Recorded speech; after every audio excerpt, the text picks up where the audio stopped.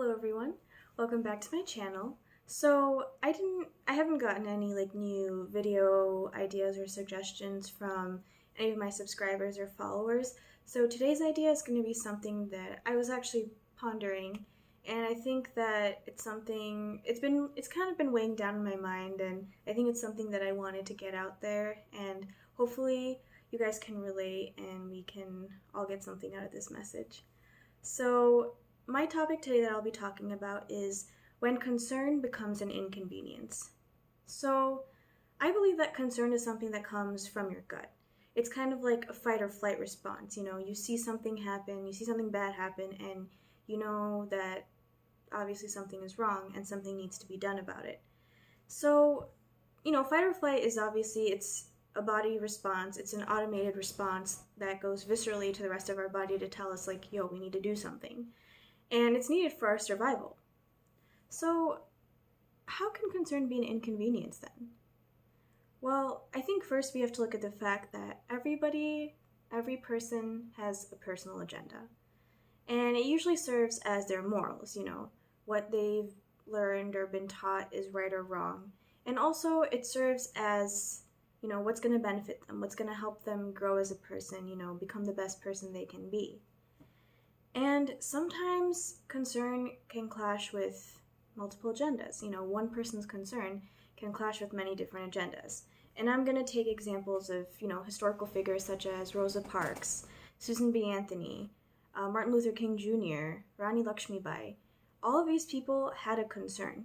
They had a concern, they knew they had to fight for it, and obviously they faced a lot of backlash because their concern didn't fit the personal agenda of the people that they were fighting against. And I don't think it was necessarily, obviously they weren't fighting against specific people. They were fighting against an injustice. That's what they were fighting against. And the people that were doing the injustice, obviously they weren't following those people's personal agendas.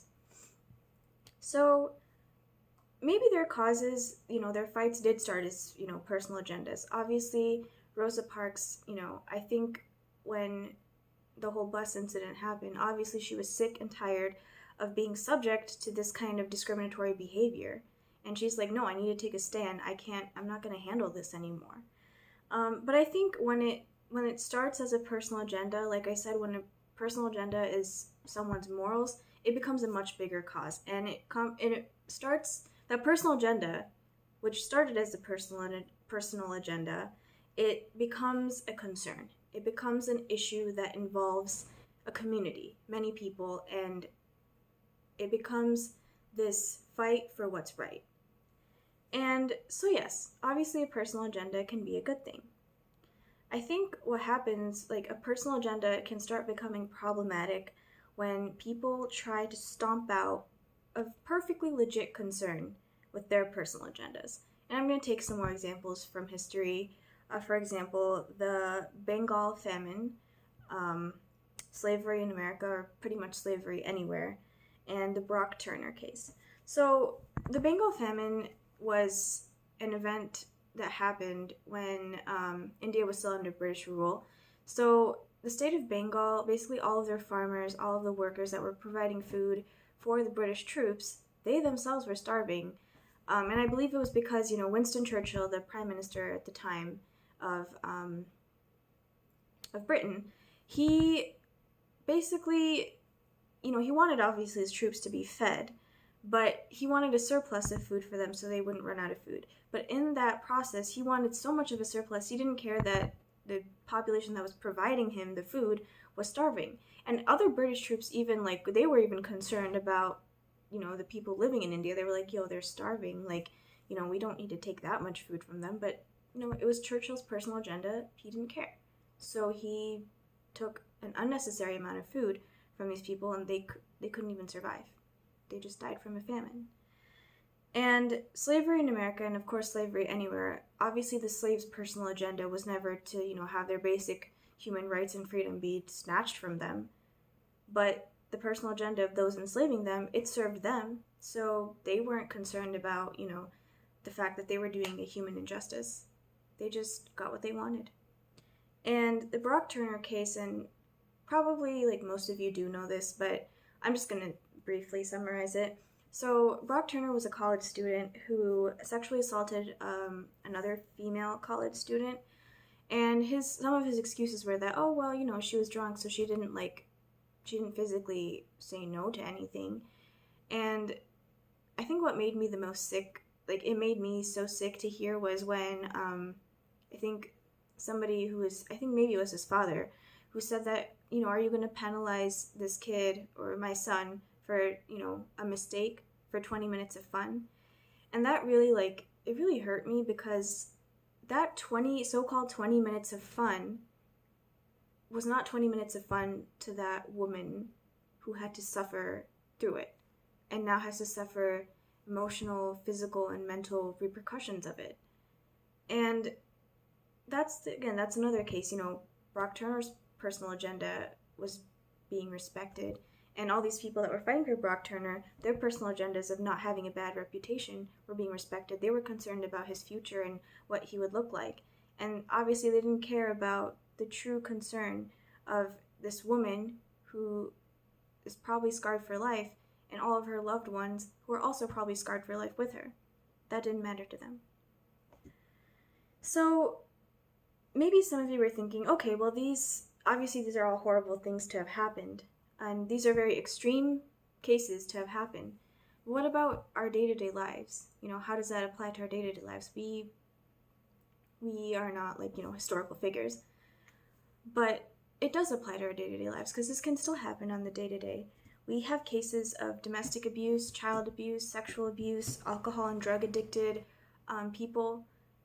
These are all things that people are subject to, and sometimes no one speaks up about it because of this whole issue of a personal agenda.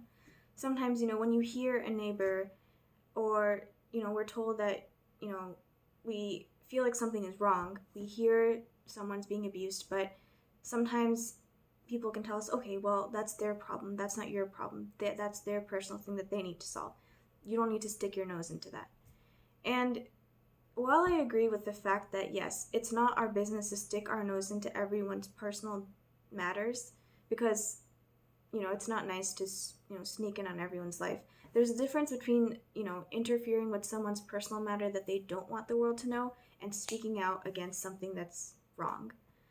And I feel like most of the people that are, so curious about everyone's business, it's not because they're concerned about them, it's because they just want to gossip about them and do something, completely irrelevant in that case. But speaking out against injustice is never, it's never the wrong thing to do. And I feel like that's what we've all been taught since we were little. Speak up when you see something wrong.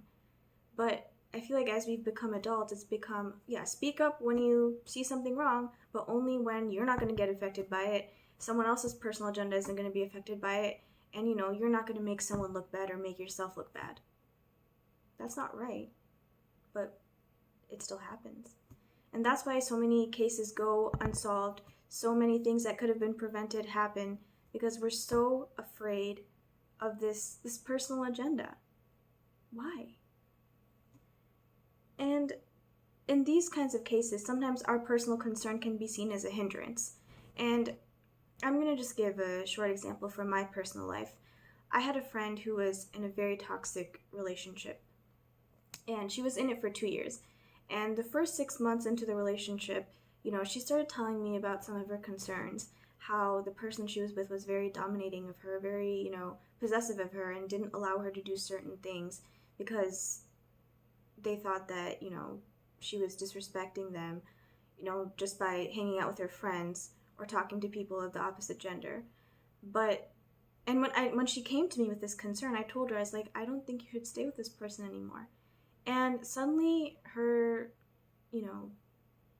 the way she reacted to me was, oh, well, you're just jealous of me. You're just jealous because you don't have a relationship, or you're not in love, and you don't know what that feels like. And while that was never my concern at all, I only spoke out and said what I said because I was concerned about her safety. I couldn't change how she reacted to me. All I could do was just say what I felt was the right thing to do. And then eventually, she came to realize that that relationship wasn't healthy and she needed to leave it. But at that time, I didn't fit her personal agenda because she thought I was trying to sabotage her.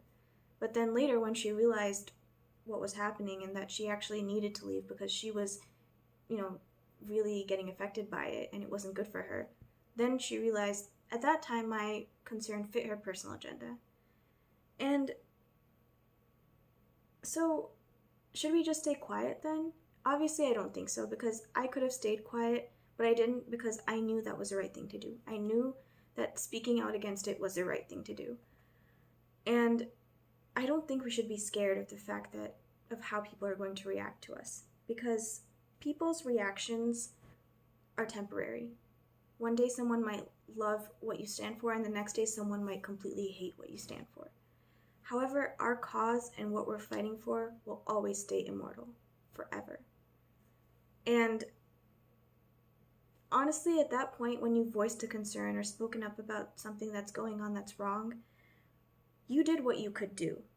And at least you can come to terms and come to peace with the fact that you did the right thing. And honestly, all we can do at that point is just know that our intentions were pure at heart. We can't control how people are going to react to us. All we can do is control our reaction to them and stay firm in our cause.